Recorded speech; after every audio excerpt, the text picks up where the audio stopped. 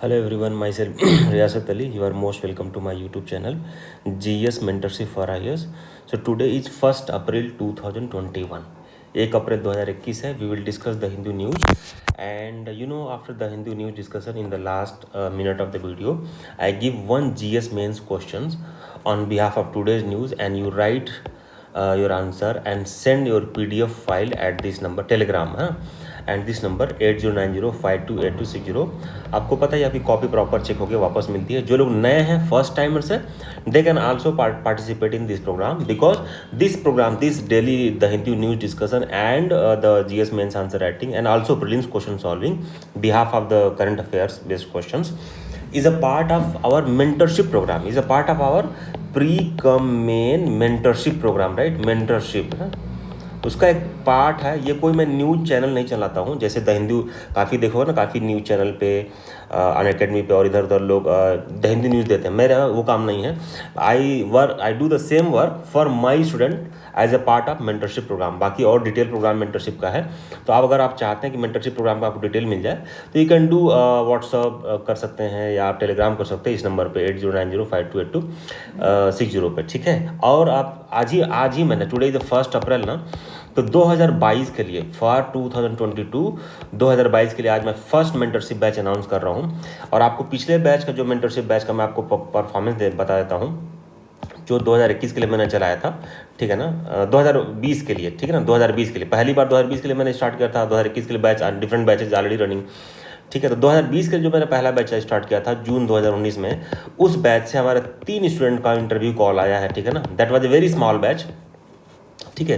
तो 3 स्टूडेंट का interview call आया है. Out of these 3, 2 students have made their call in their very first attempt. ठीक है ना, पहले अटेम्प्ट में हुआ है. तो ये मेरे मेंटरशिप प्रोग्राम का परफॉर्मेंस है. और डिटेल में आप इन्फॉर्मेशन चाहते हैं, ठीक है, तो you can put call on that number only, right, that I have discussed you. ठीक है. चलिए तो पहला न्यूज डिस्कस करते हैं. First news is that government sharply cuts rates on the small saving instrument. अब देखो, गवर्नमेंट कोई भी इकोनॉमिक पॉलिसी या फिजिकल पॉलिसी या मॉनेटरी पॉलिसी पे आती है तो there are huge reason behind that, right. Actually देखो रीज़न क्या था, मैं आपको एक कहानी बता देता हूँ, एक जस्ट हिस्ट्री के तौर पर.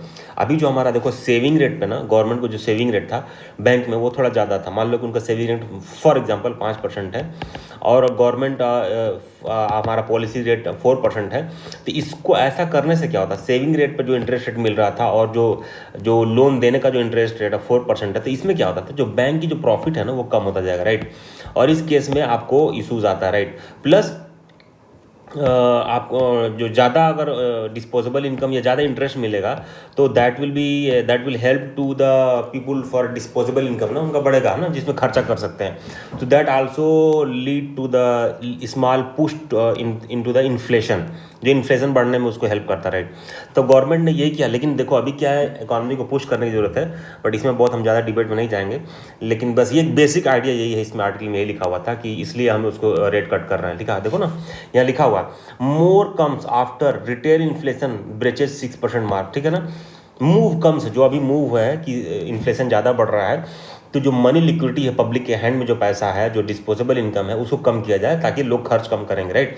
इसलिए इंटरेस्ट रेट जो डिपॉजिट्स पे जो सेविंग इंस्ट्रूमेंट्स है उस पर कम किया गया, राइट. तो ये देखो सारा लिखा है, जो जितने ये डिपॉजिट देखो पहले का 4% इसको 3.5 कर दिया गया. ठीक है ना, ये कोई मान लो 2 ईयर डिपॉजिट है तो 5.5 था, उस पर 5 कर दिया गया है. सीनियर सिटीजन जो सेविंग अकाउंट था उस पर 7.4 पहले मिलता था, उसको 6.5 कर दिया गया. ठीक है ना. फिर अब जो है नेशनल सेविंग सर्टिफिकेट पर पहले 6.8 था, इस पर ये था. पीपीएफ पे पहले 7.8 था. मुझे याद है जब मैंने अपना पीपीएफ करा था, जब मैं करियर लॉन्चर में काम करता था, तो समथिंग 8.5 या 8.2% इंटरेस्ट मिलता था. अब देखो ऑलमोस्ट 6.4 होता, तो लगभग 2% इंटरेस्ट कम हो गया, राइट. सुकन्या समृद्धि अकाउंट में भी पहले 6.7 था, अब 7.6 था, अब 6.9 कर दिया गया, राइट. किसान विकास पत्र पे भी देखो कम कर दिया गया यहाँ पे. ठीक है ना, ये देखो लिखा हुआ है यहाँ पे किसान विकास पत्र. तो ये सब गवर्नमेंट ने दिखाया कि बट ये परमानेंट नहीं है, ये क्वार्टरली है, राइट. तो may be government will come next announcement in the next quarter of the economy, right. तो ये चीज़ें हैं. अब देखो यहाँ पर लिखा हुआ है, while government recent interest rate on the small saving instrument every quarter. This round of rate cuts assume significance as the retail inflation has been breaching 6% mark, and the government is keen to lower interest rate to make it easier to execute its borrowing plan for year and spur growth, right?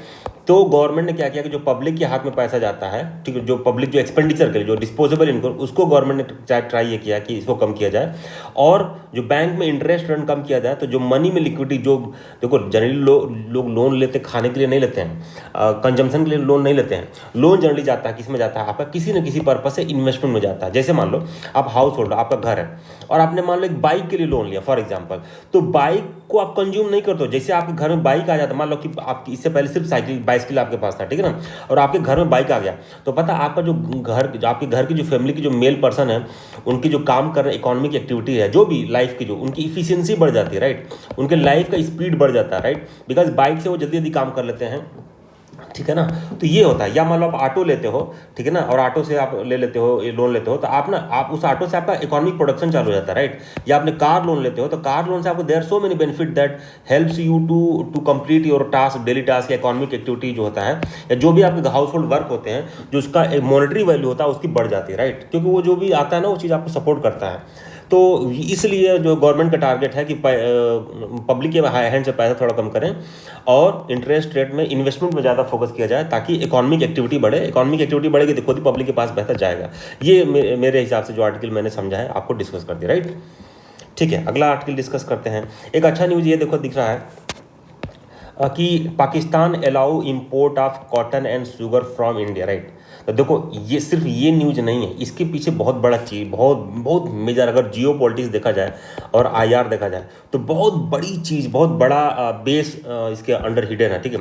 देखो SAARC जो है ना, क्यों है stall पे है, क्यों काम नहीं कर रहा, why it is not, because only because of India and Pakistan के बीच में आपस में टेंशन है, और because of this only this two leader जो है सार्क के, हमारा जो फंक्शनिंग है ऑफ द जो सार्क है दैट इज स्टॉल, ठीक है ना। तो उसका बहुत बड़ा रिलेवेंस है, कॉन्सिक्वेंसेज बहुत ज़्यादा। पहला है कि साउथ एशिया जो हमारा है, खास जिसमें इंडिया लीडिंग प्लेयर है, उसका जो डोमिनेंस होगा, राइट, वो ग्रेजुअली डाउन होता जा रहा है और चाइना बढ़ता जा रहा है। एक तो ये रिलेवेंस है, ठीक है ना। चाइना से कीप ऑन वर्किंग, चाइना जितना भी इंडिया के जो नेबर्स हैं, पाकिस्तान हुआ, नेपाल हुआ, भूटान हुआ, बांग्लादेश हुआ, सब पे, श्रीलंका हुआ, सब पे इन्फ्लुएंस बढ़ता जा रहा है, ठीक है ना, अपने ट्रैप पॉलिसी के तहत।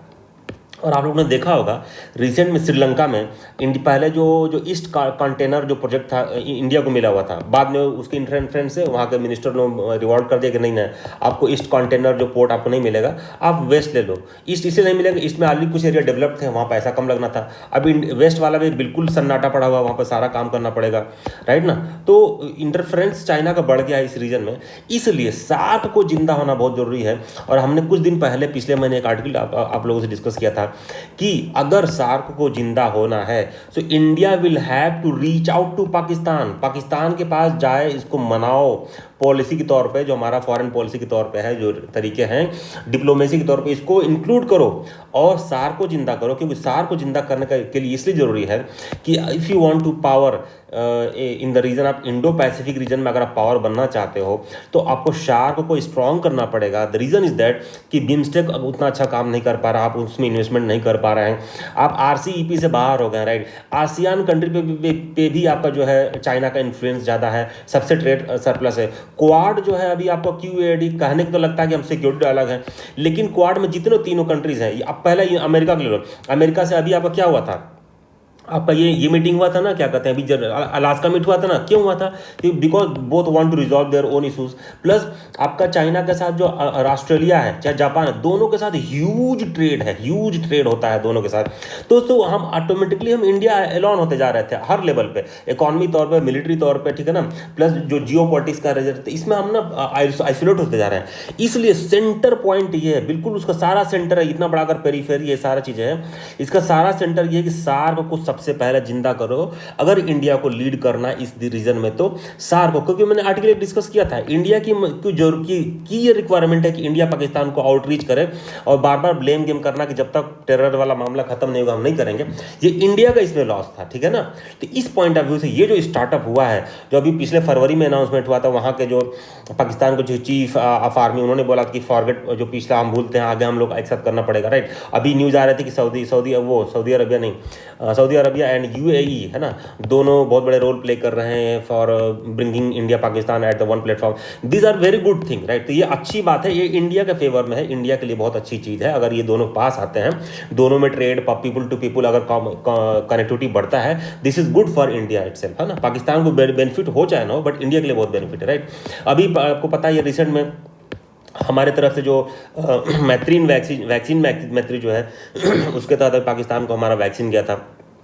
तो आने वाले दिनों पर अगर क्वेश्चन आता है तो ये सारे एग्जांपल नोट करो कि हमारा क्वार्टर ये सब ट्रेड स्टार्ट हो रहा है, वैक्सीन जा रहा है ना, both side want to meet, ये सारा नोट करिए रहो, राइट। ठीक है, आई थिंक इसका बेस आइडिया समझ में आ गया होगा, राइट। अब चलते हैं आगे। आई थिंक आर्टिकल पे चलना होगा, बीच में कोई न्यूज नहीं है, ठीक है ना, बीच में कोई न्यूज, आर्टिकल पे चलते हैं, ठीक है। ये देखो एक बहुत अच्छा आर्टिकल है आपका पंचायती राज से। देखो मेंस में हर क्या होता है कि हर साल एवरी ईयर या मैक्सिमम अगर गैप होता है, जो थोड़ा डिस्टर्बेंस हो रहा है, टेक्निकल एरर हो रहा है, ये है, ठीक है ना। अगर गैप होता है मेंस एग्जाम में पंचायती राज से क्वेश्चन न आने का, तो शायद मैक्सिमम 1 साल गैप होता है, नहीं तो हर साल पंचायती सिस्टम से, लोकल बॉडी से, और उसमें भी पंचायत से, अर्बन से नहीं, पंचायत से ही क्वेश्चन आता है। और कई एरिया है पंचायत में वीमेन का रोल है, वीमेन एम्पावरमेंट, या लोकल पंचायत काम नहीं कर पा रहा है, या लोकल पंचायत में फाइनेंस का जो इशू, मेजर इशू फाइनेंस का है, उससे क्वेश्चन आता है। और इस साल फाइनेंस को बूस्ट करने के लिए 15 फाइनेंस कमीशन ने कुछ प्रपोजल दिए थे। प्रपोजल में खूब बढ़िया सा इंटीग्रेटेड प्रपोजल दिया, ढेर सारे इफ एंड उसमें प्रोज एंड कॉन्स हैं, उसी पे आर्टिकल आया हुआ। और इसको, ये आर्टिकल आपके लिए अगले साल मेन एग्जाम के लिए इस पॉइंट ऑफ व्यू से बहुत ज़्यादा इंपॉर्टेंट है, इसलिए इसको सुन लीजिएगा। हालांकि इस आर्टिकल में सारे इफ एंड बट नहीं दिए हुए हैं, थोड़ा आप लोग इसको सुन के फिर आप गूगल करना, गूगल करके तब जो मैं क्वेश्चन दिया उसको लिखना आप लोग, ठीक है ना। चलिए मैं डिस्कस करता हूँ। Still no recognition of the third tier. अभी दिखाया है कि भैया 15 फाइनेंस कमीशन ने कुछ रिकमेंडेशन दिए, फिर भी लग रहा है जो रियल मैनर में जो रिकॉग्निशन होना चाहिए थर्ड टायर सिस्टम का, पंचायत सिस्टम का, अभी भी वो नहीं दिख रहा है। In the 15 finance commission proposal the local goal of physical empowering local government, किसमें 15 finance commission proposal goal of physical empowering local government to deliver territorial equity is still far away. Basically जो 15 finance commission का proposal है उसमें ना कमियां यहाँ निकाले हैं भाई साहब ने। ये कौन है? एम ए ओमेन है, ये हैं इनका, ये क्या करते हैं, इनका ये है history. M A Oommen ji honorary fellow, Centre for Development Studies and honorary professor, Gulati Institute of Finance में काम करते हैं, टैक्सेशन एंड तिरुवल्लुपुरम, ठीक है ना, तिरुवंतपुरम, ठीक है ना, वहाँ पे है। तो ये आर्टिकल अच्छा है, ठीक है ना। अब देखो है यहाँ लिखा हुआ कि हम इसकी बुराई कर रहे हैं, उन्होंने पहले लाइन में लिख दिया था कि हम इसकी बुराई कर रहे हैं, ठीक है ना। तो देखो आपका जो हमारा लोकल बॉडीज़ का आया था अमेंडमेंट 73 एंड 74 से लोकल बॉडी का इंसर्शन हुआ था, पार्ट 9 और पार्ट 9A में हुआ था आपका जो हमारा कॉन्स्टिट्यूशन है, ठीक है ना, ये तो पता ही आप लोग को। अब इसमें लिखा है कि जो यूनियन फाइनेंस कमीशन है उसका रोल क्या होता है, उसका मैंडेट ये है कि to supplement the resource to panchayat and municipalities on the basis of recommendation of the state finance commission. मतलब यूनियन फाइनेंस कमीशन का ये रोल है कि जो स्टेट फाइनेंस कमीशन रिकमेंडेशन देता है उस रिकमेंडेशन पे यूनियन फाइनेंस कमीशन काम करे और रिसोर्सेज किसको दे, लोकल बॉडीज को, पंचायत को। ये मैंडेट है, किसका मैंडेट है? यूनियन फाइनेंस कमीशन को मैंडेट है, ठीक है ना, with respect to local bodies, ठीक है, समझ में आ गया। अब देखो देश भर में कितना है, देश भर में कितने पंचायत है? 2.5 लाख पंचायत है। ये आपको पता होगा जब आप भारत नेट पढ़ते हो ना, भारत नेट जो हमारे इंटरनेट वाला कनेक्टिंग वाला, तो उसमें लिखा होता है कि हम 2.5 लाख पंचायत जो देश भर में पंचायत है हमको सबको कनेक्ट कर रहा है। तो 2.5 लाख लोकल बॉडीज हमारी पंचायत है, जिसमें से 3.4 मिलियन हमारा इलेक्टेड रिप्रेजेंटेटिव होते हैं, ठीक है ना। तो ये देखिए भाई ये बात हो गई। फिर ये लिखा कि अभी जो 15 फाइनेंस कमीशन का जो रिकमेंडेशन है टू रीइंफोर्स, है ना, the significance of local government, gram sabha and other participatory institution in containing the crisis and delivering the social protection in India. तो स्पेशली कोविड के टाइम पर और ऐसे ओवरऑल भी ये जरूरी है, ठीक है ना। ऐसे में सब यूज करते हो, ये सब लैंग्वेज यूज कर सकते हो। अब कुछ डेटा दिया हुआ कि क्या क्या अभी फायदे हो सकते हैं, 15 फाइनेंस कमीशन ने क्या क्या किया है। तो 15 फाइनेंस कमीशन का जो पहला जो रिकमेंडेशन है उसने जो वर्टिकल डिवोल्यूशन है, दो तरह का डिवोल्यूशन होता है ना, एक वर्टिकल डिवोल्यूशन होता है, स्टेट आपका हॉरिजॉन्टल। तो वर्टिकल में क्या होता है, यूनियन गवर्नमेंट अपने बजट से लोकल बॉडी के लिए करती है, और हॉरिजॉन्टल में जो स्टेट गवर्नमेंट होती है वो अपने स्टेट में जितने भी हमारे पंचायत होते हैं उनके लिए बजट निकालती है। तो जो वर्टिकल डिवोल्यूशन है इसमें 15 फाइनेंस कमीशन ने बढ़ा दिया है, बहुत ज़्यादा बढ़ा है, डेटा यहाँ ऊपर लिखा हुआ है। पहले टोटल बजट का जो 13 फाइनेंस कमीशन थी, 11 फाइनेंस कमीशन, पहले टोटल बजट का जो था 11 फाइनेंस कमीशन ने 0.78% ही जो डिवोल्यूशन करवाया था, मतलब 10,000 करोड़ ही करवाया था पूरे इंडिया के पंचायत के लिए। बट ये वाली जो आई है उन्होंने 4.23% कर दिया है। अगर टोटल अमाउंट में देखा जाए तो इन्होंने इतना कर दिया है, मतलब 40 कितना एक 10,000 लाख 4,36,361 करोड़ कर दिया, ठीक है ना। तो ये एक बहुत अच्छी बात है। 41 ठीक है, ये डेटा नोट कर लो कि मतलब 0.78 से 11th जो है फाइनेंस कमीशन से 15th फाइनेंस कमीशन है इतना। ये एक तो डेटा नोट कर लो, आपका काम आएगा ना फिनेंशियल डिवोल्यूशन में फाइनेंस कमीशन का क्या रोल है, ठीक है, ये डेटा नोट कर लो। प्लस उन्होंने ये काम किया है कि सेकेंड डेटा जो है, ऑल जो commissions since the 11 finance commissions had tied the specific item of expenditure to local government and 15th finance commission has raised this share to 60% and linked them the drinking water, rainwater harvesting, sanitation and other national priorities in the spirit of the cooperative federalism. तो वही उन्होंने बोला है कि जो ये specific item को tight करने का मतलब ये होता है ना, जैसे मान लो ड्रिंकिंग वाटर में आप बहुत अच्छा काम करोगे तो यू विल गेट ग्रांट, या आपको परफॉर्मेंस बेस्ड आपको वो इंसेंटिव मिलेगा। तो पहले कुछ लिमिटेड था, अभी उन्होंने 60% कर दिया है ये 15th फाइनेंस कमीशन ने। ये कहने का मतलब इतने बड़ा आर्टिकल का, इससे क्या होगा, कोऑपरेटिव फेडरलिज्म बूस्ट होगा, ठीक है ना, जो कि हमारी कंट्री की नीड है, खासकर in a country where huge diversity है ना, अगर हम देखा जाए तो। और उसके लिए और ढेर सारे वैरायटी है, स्टेट अपने अपने कल्चर हैं, तो इसमें हमको कोऑपरेटिव फेडरलिज्म अपने डेमोक्रेसी को मजबूत करने के लिए ये जो एस्पेक्ट है बहुत जरूरी है, राइट। तो इस चीज़ को बूस्ट करता है, पहली बात। सेकेंड है, हाउएवर कुछ क्रिटिसिज्म भी है, it reduce the performance based grant to just 8,000 crore. Performance based जो ग्रांट ओवरऑल जो है वो कम कर दिया है, ठीक है ना। चलो ठीक है, कोई बात नहीं एक बढ़ाया एक घटाया, ठीक है ना, ये चीज़ है।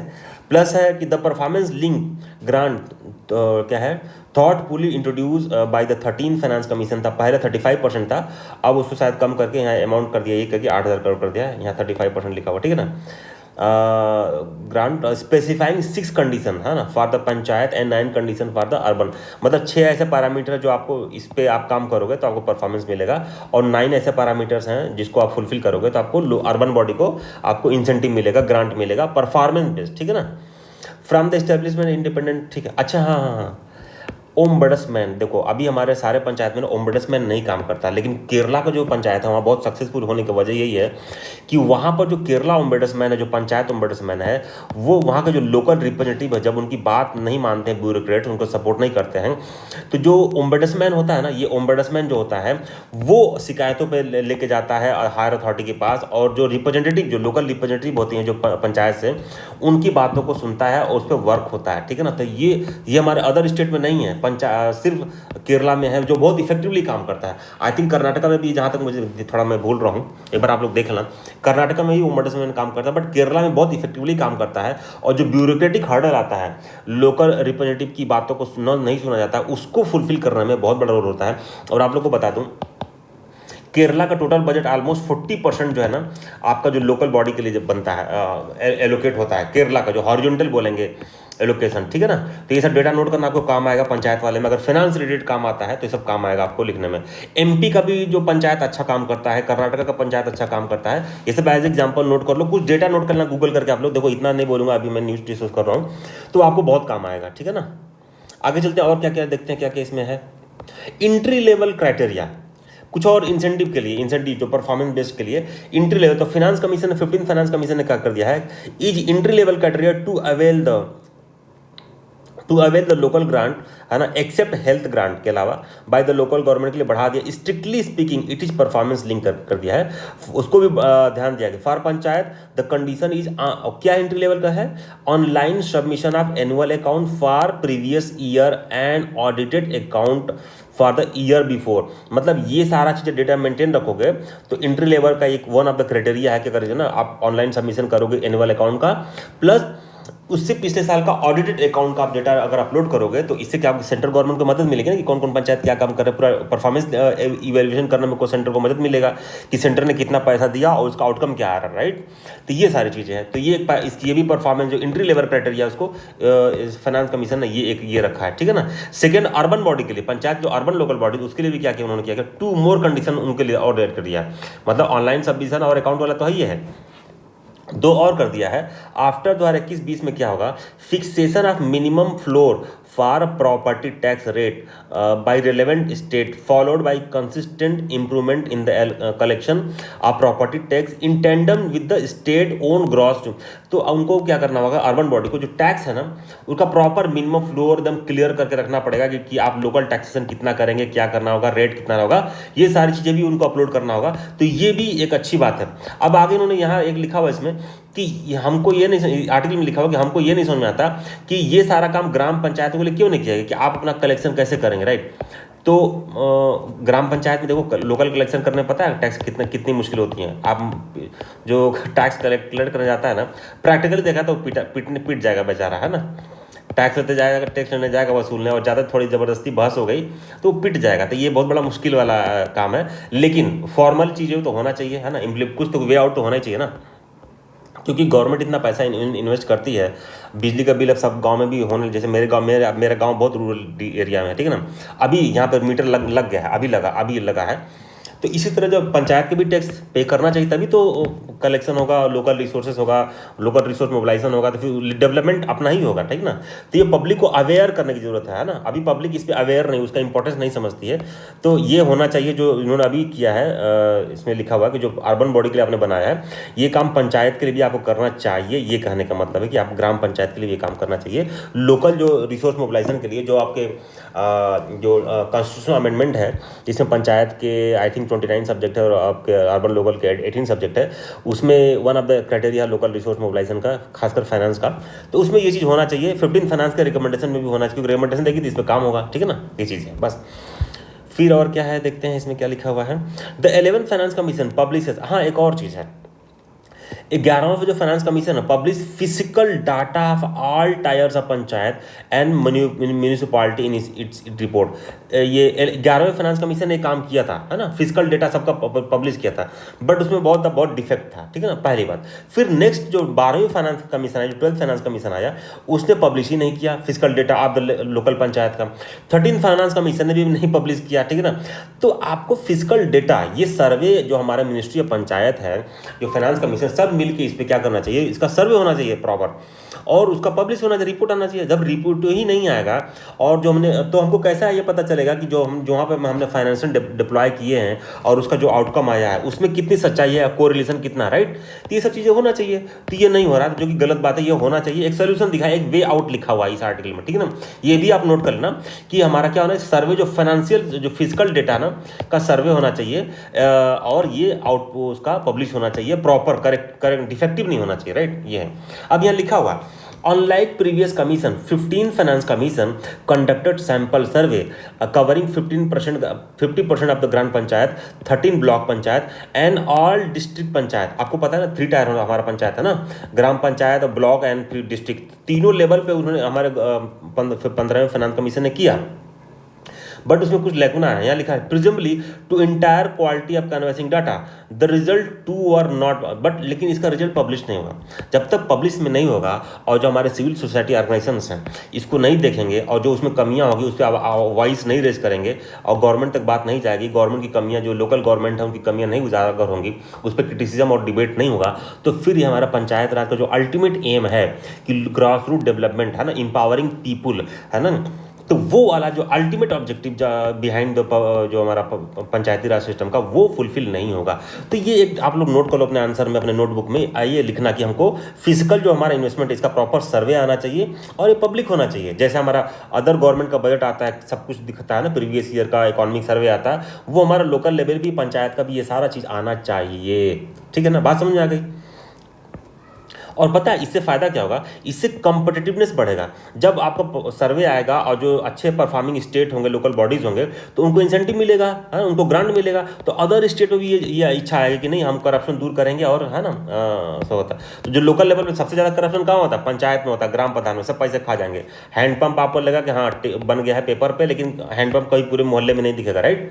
तो ये बहुत बड़ा प्रॉब्लम है। तो ग्रॉस रूट लेवल में जो करप्शन है ना, जो मेन प्रॉब्लम है आपका हमारा फाइनेंस सिस्टम का, उसको अगर इंप्रूव करना है तो ये काम तो होना ही चाहिए मेरे पॉइंट ऑफ व्यू से, ठीक है ना।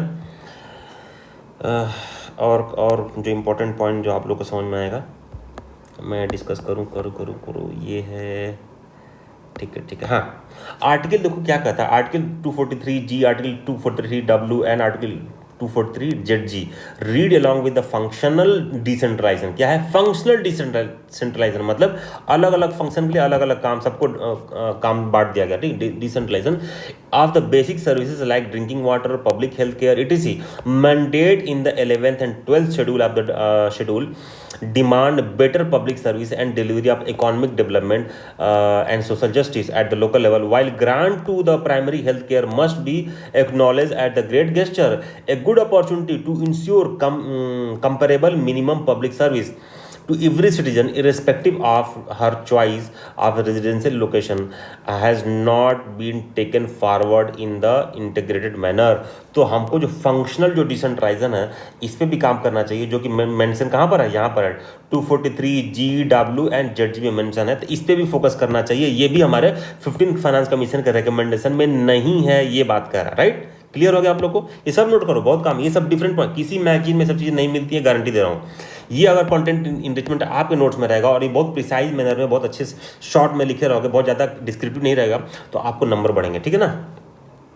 ये इक्वलाइजेशन वाला रहने दो, इतना भी हम उसको ज़रूरत नहीं है। यहाँ पर देखता हूँ एक पॉइंट कोई और है, ठीक है, चलिए, है ना।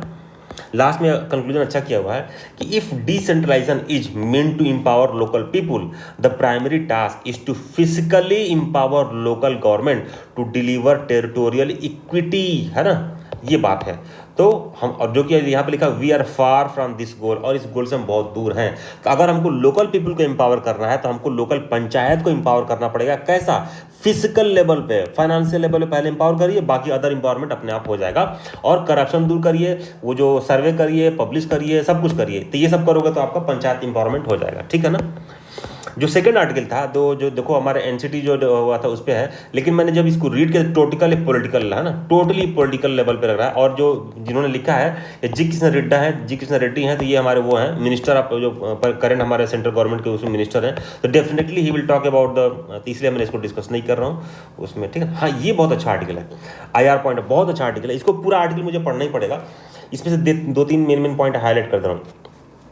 Enter the peace process. India should use its influence to ensure peace within Afghanistan and wider region, ठीक है ना।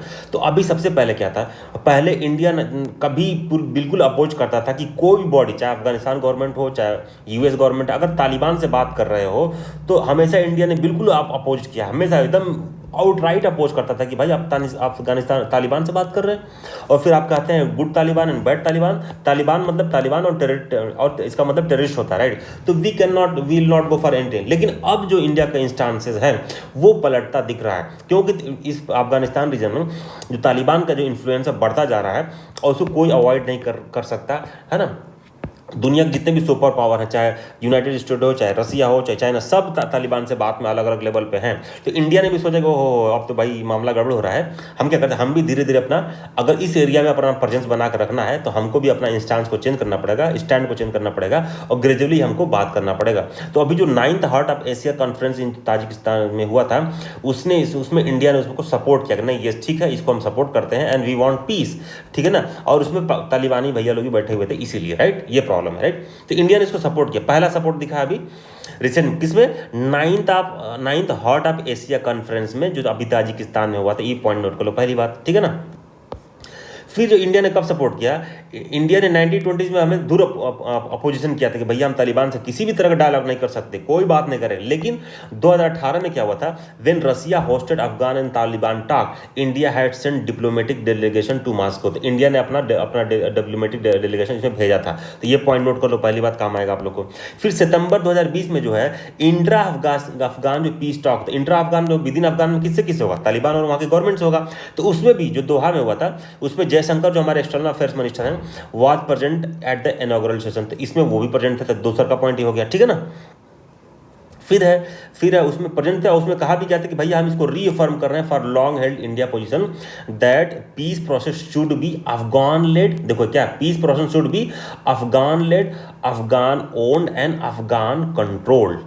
समझ गए। तो इसके ये बात बहुत दूर तक कह रहा है, ठीक है ना। अफगान लेड, अफगान मतलब यूएस का इन्फ्लुएंस नहीं चलेगा, रशिया का इन्फ्लुएंस नहीं चलेगा, ये कहने का मतलब है, ठीक है। अब खुद का अफगानिस्तान का होगा, और अफगानिस्तान और इंडिया का टाई जो अभी ना पीपल टू पीपल कनेक्ट है, या गवर्नमेंट और पीपल का जो मतलब इंडियन गवर्नमेंट और वहाँ की पीपल जो कनेक्ट है, वो हमारा इमोशनल लेवल पे, पब्लिक लेवल पे, साइकोलॉजिकल लेवल पे ज़्यादा टुवर्ड्स इंडिया है ना। क्योंकि वो लोग मानते हैं कि इंडिया एक डेमोक्रेटिक कंट्री है जहाँ पे सबको वैल्यू मिलता है, जबकि वहाँ के जो लोकल पीपल है यूएस से मुझे लगता है बहुत नाराज रहते हैं। रसिया का आइडियोलॉजी अलग है, चाइना का आइडियोलॉजी अलग है, उधर ईरान बगल में वो भी उसका आइडियोलॉजी अलग है। तो मोर जो आइडियोलॉजी डेमोक्रेटिक प्रोसेस जो है इंडिया का, जो ह्यूमैनिटेरियन जो हमारा इमेज है इंडिया का, उसका जो टिल्ट टुवर्ड्स इंडिया वहाँ के लोगों का, ठीक है ना। तो इस पॉइंट ऑफ व्यू से ये भी बिल्कुल सही है कि Afghan led, Afghan own and Afghan control होना चाहिए, इंडिया के लिए ही अच्छी बात होगी, ठीक है ना, ये बात है। अब देखो इसमें क्या हुआ था, जो बाइडन है उन्होंने दो की रिकमेंडेशन दिया है ना। एक उन्होंने बोला कि ए यूनिटी ट्रांजिशन मतलब समझ रहे हो कि गवर्नमेंट भी और प्लस या तालिबान सब मिलके एक ट्रांजिशन करेंगे, right. Transition government between the warring parties and the UN led united nation का भी उसमें एफर्ट, उसका नाम है यूनाइटेड नेशन, मतलब UN led multilateral conference of the envoy of India, China, Iran, Pakistan, Russia and US, ठीक है ना। India has supported UN led process in an apparent clamp down from its earlier position and are now show willingness to deal with Taliban. समझ गए बात को, कितनी अच्छी बात है। तो इंडिया ने अपना भी समय को देखते थे, जियो पॉलिटिक्स जो सिचुएशन चेंज हो रहा है, इंडिया ने बोला कि भैया हम भी अपना पल्ला बदलते हैं, ठीक है ना, और जो कि अच्छी बात है। अब चलो कुछ और पॉइंट है, लिखा है कि evolution of India's position in sync with the evolution of the reality in the Afghanistan. तो इंडिया के उनके साथ सिनिक कर रहा है। The Taliban is no longer a untouchable force. कितना लिखा है, Taliban is no longer a untouchable force, control much of country rural territories. US आरडी के साथ पीस टॉक कर चुका है। चाइना ने लिखा हुआ है, चाइना का लिखा है China had long ago reached out to the Taliban. तो चाइना का पहले से रीच आउट टू तालिबान है। Russia has host talks between the two side, जो मॉस्को टॉक है, ठीक है ना। यूरोपियन यूनियन का भी दिया हुआ कि powers has also shown interest in sponsoring talk, वो भी चाहते हैं कि बात हम करें। तो इंडिया कहाँ अलग रहे भैया, हम भी बात करेंगे चलो है ना। So India has to be more flexible and adopt to new strategic reality. Since the fall of Taliban, India has cultivated deep ties with Afghanistan people. देखो कितना अच्छी बात है, deep ties with Afghan people and the government with investment in multiple projects dealing with education, power generation, irrigation and other infrastructure development. First batch of vaccine to Afghanistan got watch from the India. तो जो vaccine मैत्री through पहला जो vaccine जो वहाँ पहुँचा अभी है वो इंडिया से ही पहुँचा अफगानिस्तान में। फिर फरवरी में भी कहा, तो इंडियन फरवरी में भी, अभी जो रिसेंट फरवरी में भी India sign agreement to build the Shahtoot dam. ये नोट कर लो सर, जो स्टेट पीछे लोग देते हैं ध्यान रखो। शाहतूत डैम ने भी वहाँ काबुल में, near Kabul, government, Indian government ने वहाँ रखा कि भैया हम वहाँ इन्वेस्ट करेंगे। Thus economic, strategic and security ties could be disrupted if Taliban were to take over। मतलब अगर हम हमेशा अपना स्टांस रखें कि भैया हम तालिबान से किसी भी फॉर्म के बात को हम नहीं सपोर्ट करेंगे। अगर तालिबान आती है, जो कि चांसेस हैं कि तालिबान गवर्नमेंट आने के चांसेस, क्योंकि रूरल जो तालिबान है वहाँ तालिबान का डोमिनेंस बढ़ गया है। और अगर इंडिया हमेशा अपने स्टैंड पर अडिग रहेगी, एकदम जिद बनाए रहेगी, तो अगर वहाँ की पार्टी आती, वहाँ पर तालिबान गवर्नमेंट आती है, तो जो इकोनॉमिक टाइज हैं, स्ट्रेटजिक जो हमारा है और जो सिक्योरिटी एस्पेक्ट है, ये सब डिस्टर्ब हो जाएगा। इसलिए इंडिया ने अपना स्टांस बदल रहा है। तो ये पॉइंट नोट कर लो। अगले साल हम आई एम 100% श्योर कि अफगानिस्तान को लेकर क्वेश्चन बहुत ज़्यादा इंपॉर्टेंट रहेगा आपके लिए। क्योंकि 1 मई को पता आपको यूएस की फोर्सेज हट रही हैं, तो यही दिखाएगा कि भैया यूएस की फोर्सेज हटने से जो इंडिया को क्या क्या कंसर्न हो सकते हैं। तो ये सारा काउंटर और जो आर्गूमेंट और काउंटर आर्गूमेंट से सारे पॉइंट अपना नोट करोगे, ये सब फैक्ट दोगे तो आपका जो आपके आंसर की वैल्यू बढ़ जाएगी, ठीक है ना। कॉम्पिटिटिव स्कोर आपको मिल जाएगा एक एक्स्ट्रा, ठीक है ना। और जयशंकर ने खुद ही बोला कि डबल पीस चाहिए। डबल पीस समझ रहे हो, मतलब peace from the Taliban side and peace from the government side. सिर्फ गवर्नमेंट नहीं किया कि हम भैया पीस लाना चाहते हैं, और हम तो पीस दोनों साइड से तब होगा, तभी जाकर डबल पीस, तभी जाकर real peace in the Afghanistan region होगा, राइट। तो ये आर्टिकल का पॉइंट था, ठीक है ना। आगे चले, चलिए आगे चलता हूँ, फटाफट चलता हूँ, फटाफट। हाँ, ये एक न्यूज़ है, देखो अभी ना सुप्रीम कोर्ट में एक लिया गया हुआ है कि भैया अगेंस्ट यूनिफॉर्म सिविल कोड, भैया हमारे जो कुछ लोग हैं मुस्लिम कम्युनिटी से लोग कुछ लोग हैं, तो कहे जब इस पे जजमेंट आएगा तो will discuss, just keep in mind, है ना। उन्हें बोला है कि भैया जो यूनिफॉर्म सिविल कोड है वो हमारे फंडामेंटल राइट के अगेंस्ट, रिलीजियस जो राइट है उसके अगेंस्ट है, ठीक है ना। तो चलो जब जजमेंट आएगा देखेंगे। Government retain 4% inflation target for RBI rate panel, ठीक है ना। तो अभी देखो आपको पता है ना, इससे पहले 5 साल के मॉनेटरी पॉलिसी कमेटी का जो हमारा इन्फ्लेशन टारगेट था 2021 तक था, ठीक है ना, 31 मार्च तक। अब फिर से देखो क्या इन्फ्लेशन टारगेट अगेन रिमेन हमारा रहेगा 4 ± 2% रहेगा, ठीक है ना। तो अब 1 अप्रैल 2021 से कब तक रहेगा, 31 मार्च 2026 तक रहेगा। तो ध्यान रहे पीटी पॉइंट ऑफ व्यू से ये डेट पूछ देगा कब तक, 5 साल के लिए भी पूछ देगा या डेट लिख के दे देगा, ठीक है ना। ये चीज़ है। तो ये अब अगला इन्फ्लेशन टारगेट भी यही रहेगा जो अभी हमारा करंट चल रहा है। और किस पे रिकमेंडेशन कौन करता है, एमपीसी मॉनेटरी पॉलिसी कमेटी, ठीक है ना। द सेंटर हैज डिसाइडेड, लिखा हुआ है, the centre has decided to retain inflation target of 4% with tolerant band of 4 ± 2 percentage point for monetary policy committee. तो मॉनेटरी पॉलिसी कमेटी पे आई थिंक मुझे जहां तक याद है 2 बार प्रीलिम्स में क्वेश्चन आ चुका है, और फिर क्वेश्चन पूछ सकता है, क्योंकि ये इतना बड़ा वाला चेंज हुआ है, क्वेश्चन अलग कॉन्टेक्स्ट में पूछ सकता है। तो मॉनेटरी पॉलिसी कमेटी को आप लोग गूगल करके देख लीजिएगा, मैंने पीटी पे क्वेश्चन बनाया आज में, ठीक है ना। अब देखो क्यों है, economist welcome the continuity of the framework despite recent स्पेट of the high inflation prints beyond 6% threshold. देखो अर्जेंट सिचुएशन में या एक्स्ट्रा ऑर्डिनरी सिचुएशन में 6% से बाहर जाए तो कोई बड़ी बात नहीं है, बट ओवरऑल जो हमारा है वो इतना होना चाहिए, वो अच्छी बात है। The range of 2 to 6% as a flexible inflation target has worked reasonably well, and continuing with the same target would not disturb the monetary policy framework। तो ये सब नोट करके रखा रहो, कभी मेंस में आ जाएगा तो 1-2 लाइन यहाँ से जोड़ देना तो अच्छा हो जाएगा, ठीक है। हो गया, चलिए आगे। फिर अभी देखो वर्ल्ड बैंक ने बोला कि भैया कि इंडिया का जो जीडीपी है 7.5 से 12.5% बढ़ेगा फाइनेंशियल 2022 में। तो ये बहुत ज़्यादा खुश होने की जरूरत नहीं अगर 12% दे रहा है, क्योंकि जो हमने एक आर्टिकल डिस्कस किया था ना पिछले महीने कि अभी जो हमको बहुत खुश हो 12% बजट के टाइम पे, बजट से मैं भी 3-4 फरवरी को मैंने डिस्कस किया था कि आर्टिकल आया था ना कि अगर हमारा 12% दिख रहा था हमको बहुत खुश होने की जरूरत नहीं, क्योंकि हमारा जो इकोनॉमिक बेस है, जो हमारा निगेटिव में जीडीपी ग्रोथ रेट है, तो बेस कम हो गया ना, तो बेस कम हो गया तो बहुत खुश होने की जरूरत नहीं है ना।